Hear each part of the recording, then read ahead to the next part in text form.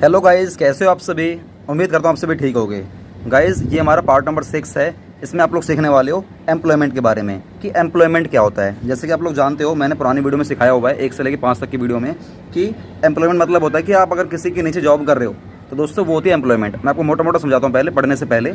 अगर आप किसी के पास जाके जॉब करते हो, चाहे आप प्राइवेट काम करो चाहे आप गवर्नमेंट काम करो, आप लोग गवर्नमेंट सर्वेंट भी हो सकते हो, आप लोग प्राइवेट सर्वेंट भी हो सकते हो, आप लोग गवर्नमेंट एम्प्लॉय भी हो सकते हो, आप लोग प्राइवेट एम्प्लॉय भी हो सकते हो। अगर आप लोग किसी के भी नीचे काम कर रहे हो और बदले में वो आपको सैलरी दे रहा है या बदले में आपको रेम्यूनरेशन दे रहा है, बदले में आपको वेजेस दे रहा है। सर ये क्या होता है सैलरी, रेम्यूनरेशन, वेजेस? बताऊंगा, समझ लो, आराम से बताऊंगा सब कुछ। वेजेस मतलब होता है मैं आपको समझाता हूँ। वेजेस मतलब होता है कि आप लोग जो दिमागी काम कर रहे हो, जो दिमाग से काम करता है ना, एक होता है शरीर से काम करता है, एक दिमाग से काम करता है, एक दोनों से काम करता है। अगर आप फिजिकल शरीर से काम कर रहे हो, जैसे कि लेबर होती है, लेबर मशीनों पे काम करती है, तो उनको मिलती है वेजेस क्योंकि वो शरीर से काम करते हैं। और जो जैसे मैनेजर हो गए हैं, अकाउंटेंट हो गए हैं, सुपरवाइज़र हो गया, ये लोग दिमाग से काम करते हैं, इनको मिलती है सैलरी। और जो बहुत ज़्यादा दिमाग से काम करते हैं और जिनके ऊपर कुछ रिस्पॉन्सिबिलिटी होती है, ठीक है ना, जो कम टाइम के लिए आता है, जैसे कि बोर्ड ऑफ डायरेक्टर वगैरह होते हैं कंपनी के, बड़े बड़े डायरेक्टर, बड़े बड़े सीईओ, बड़े बड़े सीएफओ, बड़े बड़े सीओओ। सर ये क्या होता है COO? Chief operating officer. Sir ये क्या होता है सीएफओ? चीफ फाइनेंशियल ऑफिसर, ठीक है ना।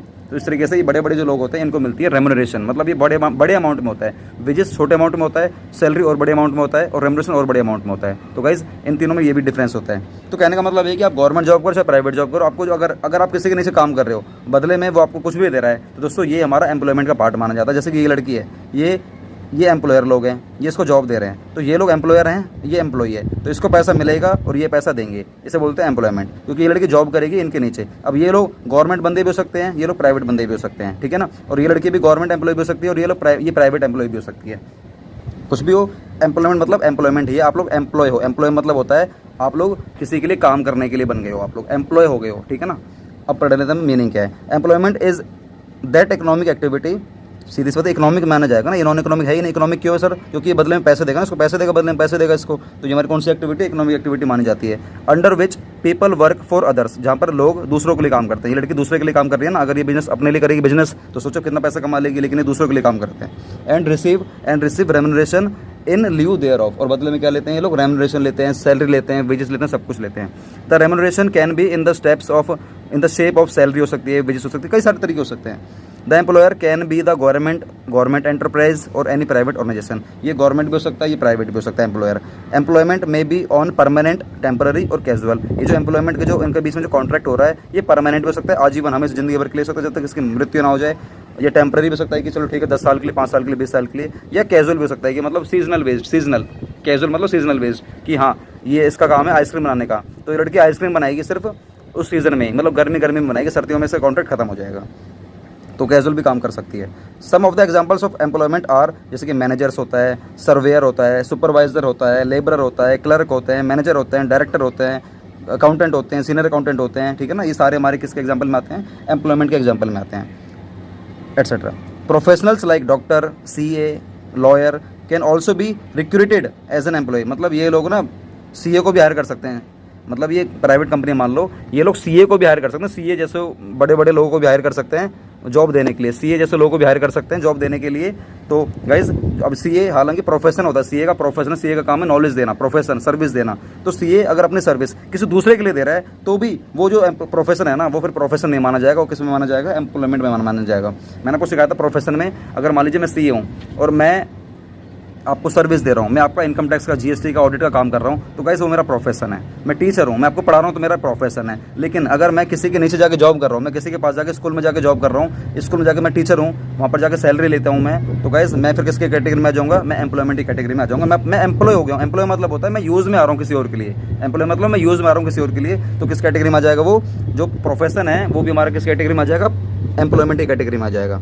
In other words, if a doctor works in a government hospital, his activity will be called employment. अगर वो डॉक्टर काम करता है गवर्नमेंट हॉस्पिटल में तो वो एम्प्लॉय है, सीधी सी बात है ना, किसी और के लिए काम कर रहा है तो उसका मतलब एम्प्लॉयमेंट है। ऑन द कॉन्ट्रेरी मतलब on the opposite side, if he runs his own hospital, अगर वो अपना हॉस्पिटल खुद चला रहा है तो it will be called profession. सीधी सी बात है ना, डॉक्टर अगर चला रहा है खुद का हॉस्पिटल तो प्रोफेशन है। डॉक्टर किसी और के नीचे जाके कहीं जॉब कर रहा है, पैसे ले रहा है, थोड़े बहुत 1-2 लाख रुपए ले रहा है, तो गाइस फिर किस में आ जाएगा, एम्प्लॉयमेंट में आ जाएगा। क्या बात समझ में आ गई? Yes sir. अब एम्प्लॉयमेंट से हम लोग निकालते हैं कुछ फीचर्स निकालते हैं, ठीक है ना। टूल किट में क्या लिखा हुआ है एम्प्लॉयमेंट के बारे में? It refers to that economic activity under which people work for others, हम लोग काम करते हैं दूसरे के लिए, and receive remuneration in lieu thereof, मतलब बदले में, इन ल्यू देयर ऑफ मतलब होता है कि बदले में क्या मिलता है हमें, रेम्युनरेशन मिलती है, सैलरी मिलती है, वेजेस मिलती है, कमीशन मिलता है, फीस मिलती है, कुछ भी मिल सकता है, ठीक है ना। अब देखो फीचर्स क्या क्या है इसमें, the following are the main features of employment. Main feature क्या क्या है? सर्विस टू अदर, हम लोग क्या करते हैं एम्प्लॉयमेंट में, दूसरों को सर्विस देते हैं। सेकंड, पर्सनल सर्विस, हम लोग सामने वाले को पर्सनल सर्विस देते हैं। मतलब मैं अगर एम्प्लॉयमेंट में हूँ, अगर मान लीजिए मैं टीचर हूँ किसी स्कूल में, तो मैं अपने पर्सनल सर्विस दूंगा। मैं ये नहीं कह सकता कि हाँ मैं एक मान लीजिए ABC स्कूल है, उसमें विनोद सिंगला में जो कि मेरा नाम है, मैं एम्प्लॉयमेंट में हूँ, तो दोस्तों मुझे ही पढ़ाना पड़ेगा वहाँ पर। मैं ये नहीं कह सकता मेरा भाई पढ़ा कर आ रहा है और मैं कह रहा हूँ स्कूल वालों को कि मेरा नाम चढ़ा दे, मेरे को डाल दे एम्प्लॉयमेंट में, मेरा नाम चढ़ा दे, मैं पढ़ाने के लिए मेरा भाई आएगा। नहीं, मुझे अपनी पर्सनल सर्विस देनी पड़ेगी, ठीक है ना। उसके बाद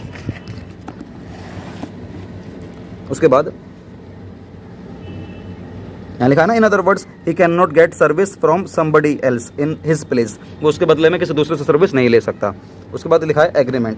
जब भी आप लोग एम्प्लॉयमेंट की कैटेगरी में होगा तो आपके बीच में एक एग्रीमेंट होगा, एम्प्लॉयर और एम्प्लॉय के बीच में एग्रीमेंट हो जाता है कि हाँ भाई बता, काम के बदले में तो क्या लेगा, सैलरी लेगा, कमीशन लेगा, फीस लेगा, क्या लेगा बता, और तू कितने टाइम के लिए हमारे पास आ रहा है, आप परमानेंट आ रहे हो, आप टेम्पररी आ रहे हो, आप कैजुअल आ रहे हो, कैसे आ रहे हो, सब कुछ बताओ तो पहले ही, ये सब कुछ आप पहले से क्लियर कर दो, ठीक है ना। सब कुछ कॉन्ट्रैक्ट में ये सब कुछ हमारा साइन हो जाता है। उसके बाद सर्वेंट, आप हमेशा अगर आप लोग एम्प्लॉयमेंट कैटेगरी में हो तो आप लोग हमेशा सर्वेंट मतलब नौकर माने जाओगे एम्प्लॉयर के लिए, एम्प्लॉयर मतलब मास्टर के लिए।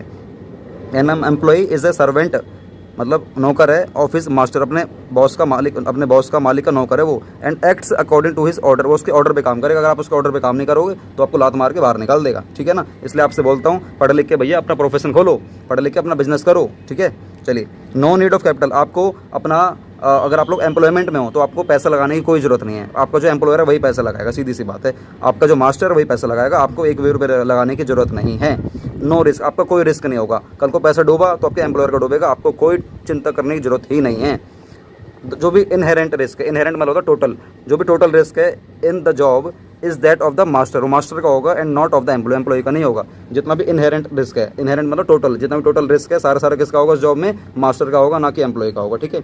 नेचर ऑफ एम्प्लॉयर, एम्प्लॉयर का जो नेचर है वो कैसा हो सकता है भाई, एम्प्लॉयर का जो नेचर है वो कैसा भी हो सकता है, वो गवर्नमेंट भी हो सकता है, वो गवर्नमेंट एंटरप्राइज भी हो सकती है, वो प्राइवेट ऑर्गेनाइजेशन भी हो सकती है, वो एक आम आदमी भी हो सकता है। दोस्तों नेचर कैसा भी हो सकता है। तो गाइस बताओ क्या आपको समझ में आ गया, बिजनेस क्या है, प्रोफेशन क्या है और हमारा एम्प्लॉयमेंट क्या है। अगर आप लोगों ने हमारी सारी की सारी वीडियो देखी होंगी ना, 6 की 6 वीडियो, तो गाइज मैं यकीनन कह सकता हूँ कि आप लोग बहुत बारीकी से सीखे होंगे कि बिजनेस क्या है, प्रोफेशन क्या है, एम्प्लॉयमेंट क्या है। दोस्तों आप अगर मेरी वीडियो को काफ़ी लेट देख रहे हो तो डेली ना 2 वीडियो, मेरी 2 वीडियो सुनने की हैबिट बनाओ। 2 वीडियो, एक अकाउंट्स की, एक बिजनेस की। इकोनॉमिक्स की बाद में कभी लेकर आऊँगा, लेकिन फिलहाल के लिए आप अकाउंट्स की और बिजनेस की दोनों वीडियो एक करके 2 वीडियो सुनने की डेली हैबिट बना लो। सच कह रहा हूँ, आने वाले 6 महीने बाद आपकी जो नॉलेज होगी ना, आपकी जैसे नॉलेज किसी और के पास होएगी ही नहीं। कहीं भी आज ना साइन करवा लो, आज साइन करवा लो, कहीं भी आपके जैसे नॉलेज किसी के पास नहीं होगी। अगर आप लोग मेरी वीडियो को बहुत बारीकी से सुनते हो, नोट्स बनाते हो और सब कुछ, तो गाइस अगर आप लोग चाहते हो हमारी क्लास में जुड़ना तो आप लोग हमारी क्लास में भी जुड़ सकते हो। कहीं से भी हो आप लोग, पूरे भारत में कहीं से भी आप लोग हमारी क्लास में आ सकते हो। हम लोग ऑनलाइन क्लास भी दे रहे हैं, अगर आप लोग चाहते हो उस क्लास में आना, और हम बहुत छोटा सा अमाउंट आपको पे करना पड़ेगा और उसका बेनिफिट आपको पूरा 1 साल तक मिलेगा, जब तक कि आपकी पूरी 11th कंप्लीट नहीं हो जाएगी। जैसे आपका हो जाएगा रजिस्ट्रेशन, उसके एक मतलब उसका अगला मतलब जो ईयर खत्म होने वाला, तब तक आपको पूरा बेनिफिट मिलेगा, आपको हर तरीके से फैसिलिटी मिलेगी, एक डाउट्स पे काम कराया जाएगा, सब कुछ कराया जाएगा। अगर बहुत छोटा सा अमाउंट पे करना पड़ेगा। अगर आप लोग पैसा नहीं भी दे सकते हो, अगर आप लोग नहीं भी पे कर सकते हो ना, कोई दिक्कत वाली बात नहीं है। आप लोग हमारे फ्री वाले व्हाट्सएप ग्रुप में आ जाओ। फ्री वाले व्हाट्सएप ग्रुप में आने के लिए आप लोग सिंपल मुझे व्हाट्सएप पर हाई कर दो, अपना नेम बता दो, अपनी क्लास बता दो। सिंपल, आपका नेम क्या है, क्लास क्या है, बस ये बता दो आप, ठीक है ना। कि सर मैं कॉमर्स का हूँ, मेरी क्लास सर 11th है, और सर मेरा नेम ये है, और सर मैं यहाँ से हूँ, मैं सर मान लीजिए मैं हूँ महाराष्ट्र से, मैं मुंबई से हूँ, मैं यूपी से हूँ, मैं बिहार से हूँ, मैं पंजाब से हूँ, मैं कनाडा से हूँ, मैं कहीं से भी हूँ। आप लोग मुझे व्हाट्सएप पर करके बता दो, ठीक है।